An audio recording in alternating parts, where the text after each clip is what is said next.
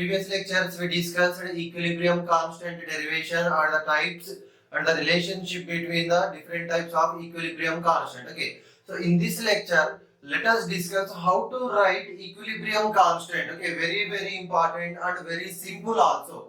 Okay, so for example, what write the equilibrium constant for the following reactions. Okay, both Kc and Kp. Okay, so now first let us take this reaction. H2 plus I2 gives 2Hi. Okay, so first Kc, equilibrium constant in terms of molar concentrations. Okay, so concentration of products. What is the product? Hi. Okay, concentration of product, and how many moles of Hi is there? 2 moles. So stoichiometric coefficient is 2, that comes here, right? Only one product is there. Okay, product concentration whole power its stoichiometric coefficient by.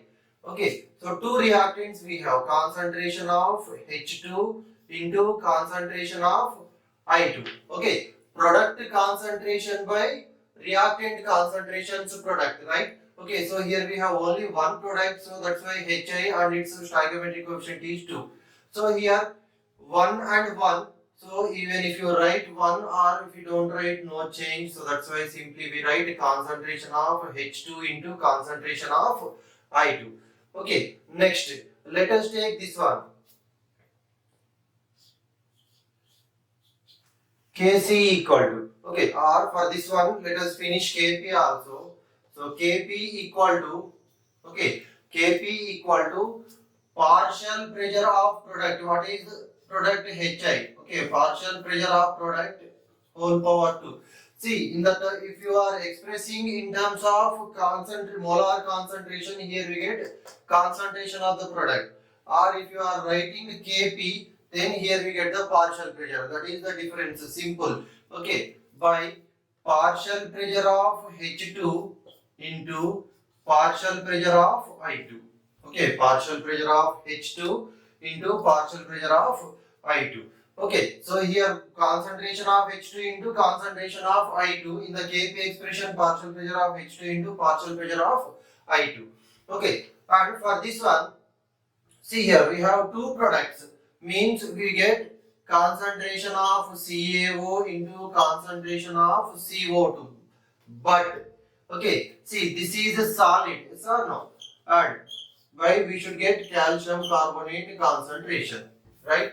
But see these two are solids. Already we discussed that for solids concentration is constant. So that's why that we are taking as 1. So that's why 1 by 1 means there is no change. Okay, so that's why here we get equilibrium constant Kc equal to molar concentration of CO2, right? So this is the Kc expression. And similarly, if we want to write Kp equal to partial pressure of CO2, that's all. Okay, clear? Whenever solids are present, they already we discussed in the active mass concept, right? Their active mass is constant, so we are taking as 1. Okay, so that is if you write here 1 by 1, no change in the values, no? So that's why Kc equal to concentration of CO2. Whenever a solid is present in the reaction, no need to mention its concentration or partial pressure, because that is constant, we consider it as 1. Okay, next, see here H2O is in equilibrium with the H2O. Liquid water is in equilibrium with the water vapor. Okay, so this is a physical equilibrium, right? See, these are the chemical equilibriums and it is a physical equilibrium. Okay, so one physical state to another physical state. Okay, so here Kc is equal to concentration of H2O. Okay, concentration of H2O gas by concentration of H2O liquid we should get, right? But here also once again, see, whenever liquid is in equilibrium with gases, okay, liquid is in equilibrium with gases, so liquid concentration is much higher than gas, yes or no? Within the same, suppose if you take a 1 liter container, very large number of liquid particles are present when compared to the gas particles, yes or no? Because gas particles are far from each other. Okay, For example, in a 1 liter bottle, if 100 gas molecules can fit in the same one, 10,000 or 1 lakh liquid molecules may fit.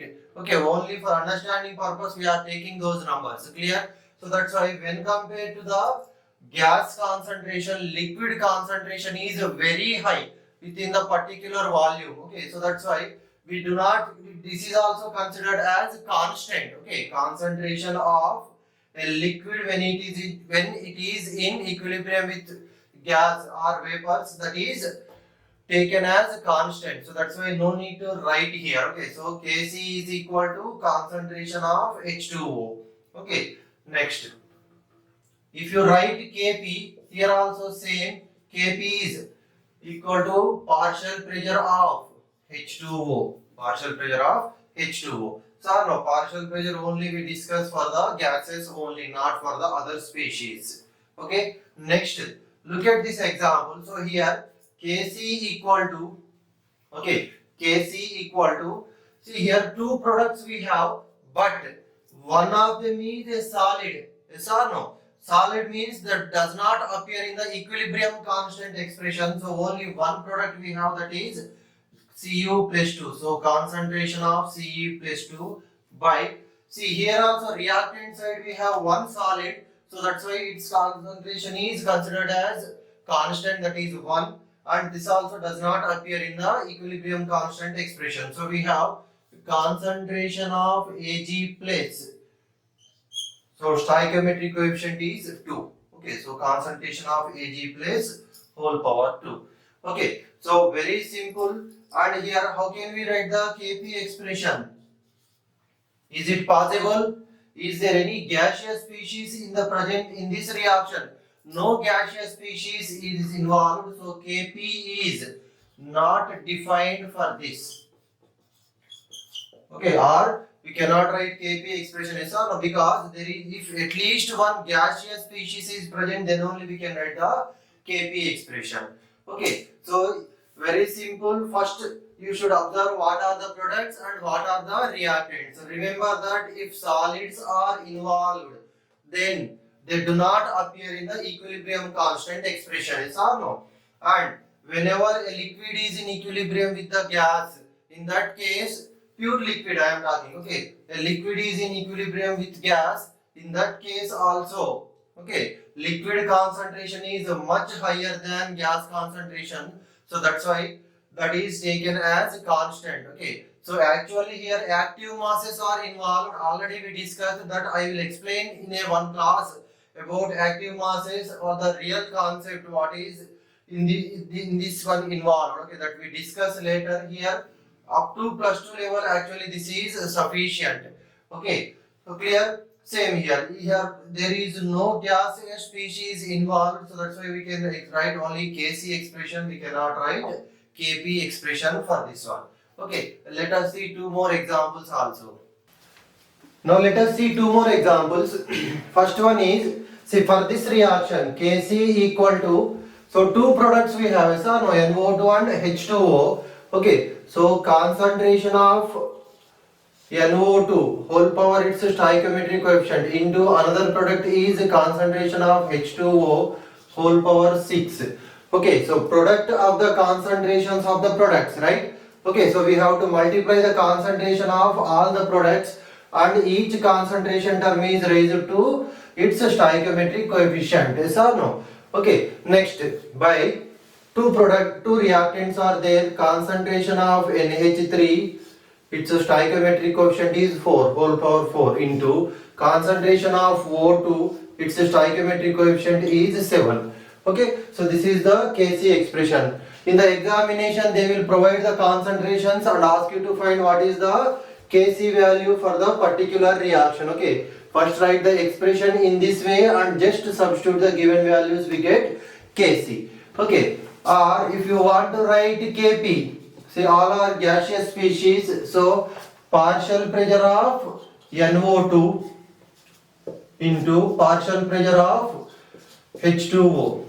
So no, partial pressure of NO2 whole power 4. Same way, see here we have taken molar concentrations. If you are going to calculate Kc, if we are going to calculate Kp, or if you are going to write Kp expression, we are taking partial pressures. Okay, by partial pressure of NH3 whole power 4 into partial pressure of O2 whole power 7. Okay, so this is the Kp expression for this reaction. And another important reaction is, see here, acetic acid plus water gives acetate ion plus hydronium ion. Okay, so in this equilibrium, if we want to write Kc expression, okay, so two products are given, acetate ion concentration into concentration of hydronium ion. Okay, concentration of hydronium ion by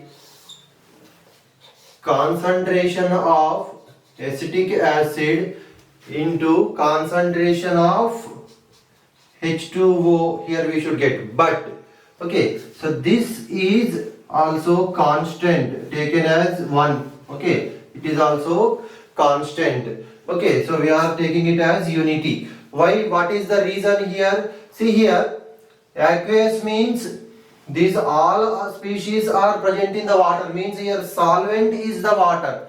Yes or no? Solvent is the water. In this case, so its concentration, this water is reacting with acetic acid, but the solvent is water, means very large number of, some crores of molecules of H2O will be there. So means the concentration of H2O is almost constant. Okay, so because the solvent is water, aqueous solution means solvent is water, yes or no? So these all are present in the water. So that's why here in this type of reactions, whenever in the aqueous solution water is liquid water, not the water, liquid water is reactant or product, that its concentration is also taken as unity. Okay, its concentration is also taken as unity, so that's why that does not appear in the equilibrium constant expression. Okay, already we discussed one example, liquid water in equilibrium with water vapor, is or no? Just we discussed H2O liquid is in equilibrium with H2O gas, yes or no? So here what is the reason why it is taken as constant? Because when compared to the number of gas molecules present in a particular volume, number of liquid molecules is very high, or concentration of liquid is much higher than gas. Okay, so that's why its concentration is taken as unity there. Constant, we are taking it as unity. Same here also. Water is the solvent and also water is one of the reactant. So there are so many molecules of water are there, even some are consumed. That is negligible when compared to the very large concentration of water. Okay, so that's why it is also does not appear in the Kc expression. What about Kp for this one? Can we define Kp? No, there is no gaseous species is involved. Okay, at least one gas species is present, that may be product or reactant, then only we can write Kp. So here Kp is not defined. Kp is not defined for this equilibrium. Okay, clear? Right? So in the next lecture we discuss characteristics of equilibrium constant. Okay, thank you.